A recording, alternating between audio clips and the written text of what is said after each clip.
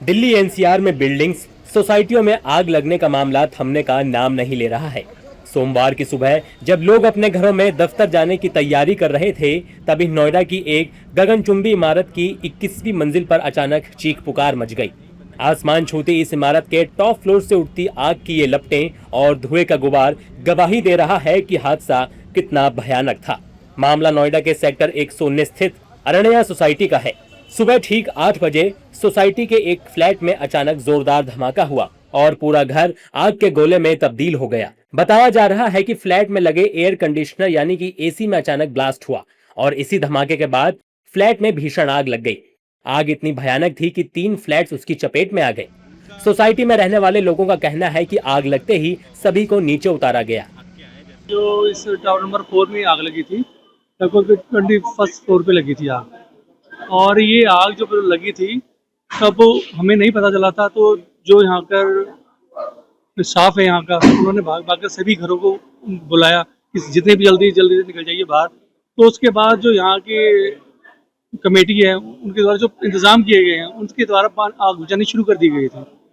अग्निशमन की आई हैं, लेकिन मैंने पहली बार देखा है कि फायर ब्रिगेड आई है और वो आग बुझा नहीं पाई, उसका पानी नहीं जा पाया वहाँ पर, और यहाँ की जो कम्युनिटी ने कर रखा था उसी के द्वारा ये आग बुझी है।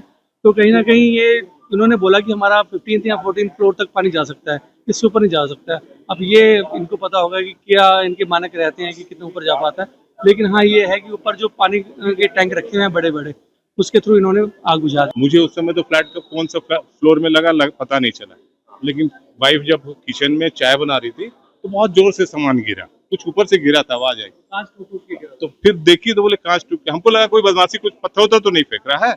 फिर हमने ऊपर देखा तो पूरा धुआं ही धुआं।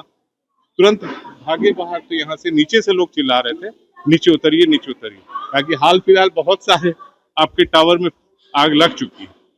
फिर हम लोग बगल वाले को ये किए, इधर वाले को किए कि भैया नीचे भागो। फिर पैदल ही हम लोग नीचे उतरे, हमारा कुत्ता भी था, सबको लेकर के लॉक करके नीचे उतरे।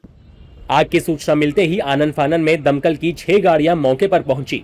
21वीं मंजिल पर आग होने की वजह से चुनौती बड़ी थी, लेकिन फायर ब्रिगेड के जाबाज कर्मचारियों ने हार नहीं मानी। करीब आधे घंटे की कड़ी मशक्कत के बाद आखिरकार आग पर काबू पा लिया गया।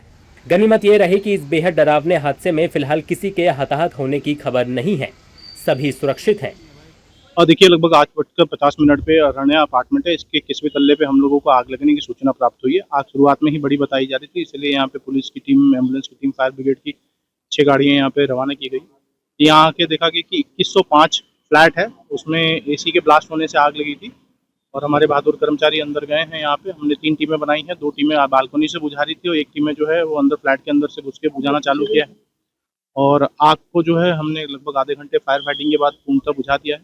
इसमें जो परिवार अंदर सो रहा था वो स्वतः ही बाहर आ गया था और इसमें कोई भी इंजरी नहीं है, कोई भी जनहानि नहीं है। हमारी मौके पे 6 गाड़ियाँ मौजूद हैं और जो है आग को पूर्णतः बुझा दिया। एसी में ब्लास्ट के बाद आग लगी थी। घटना के समय परिवार के कुछ सदस्य सो रहे थे।